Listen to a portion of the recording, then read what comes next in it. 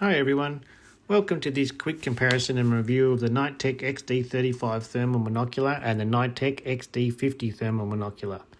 We're just going to go over a few things and hopefully make your decision on which one to purchase a little bit easier.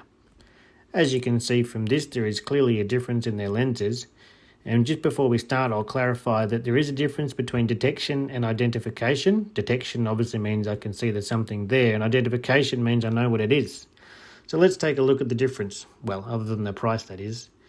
Now for this test I have a handy volunteer and two border collies, one at 26 kilos and one at 16 kilos. So there is a bit of difference in their size, the smaller one a bit bigger than a fox, but at least it'll give you some context of what you can see.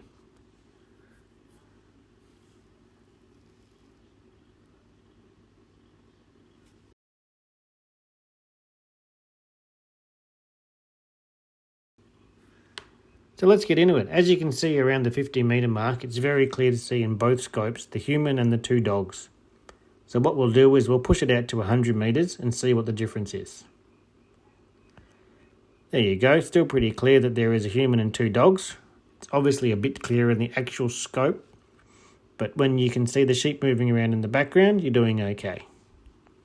At 150 metres, we can still pretty much make out human and dogs, so it's still pretty good within this range. You could easily point out that there's a dog there, or a fox.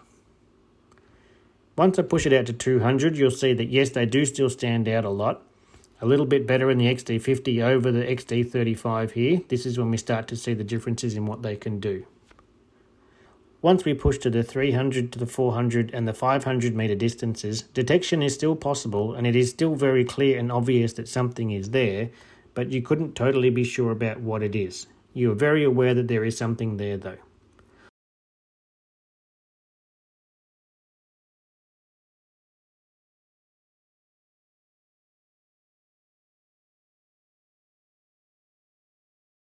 I won't go through all the features of the scopes because they are both the same. They both have white hot, black hot, red hot, the colour spectrum, bird mode, and back to white hot. As you can see when scanning a paddock, both of them are very good at detection. It's very clear that things are in the distance and you can see everything around you and way into the distance behind you. Obviously you can make out buildings. That shed is sitting at around about 400 metres away. A lot clearer in the XD50, but the XD35 still sees it.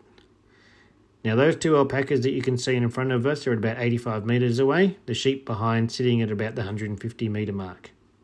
Panning through the paddock in black hot just to give you a difference and see what you think.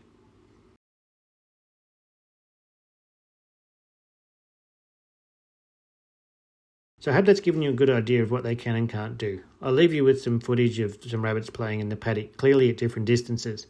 Both of them definitely visible in both scopes, but obviously the XD50 gives you a bit of a zoomed in view. Does narrow the field of view, but it does give you a better idea of what's happening in front of you. Both are very capable. I could recommend both of them depending on your budget, but both of them are very good for spotting and detection. Thanks for taking the time to watch the video. Hit the subscribe and the like button, and hopefully talk to you again in future videos.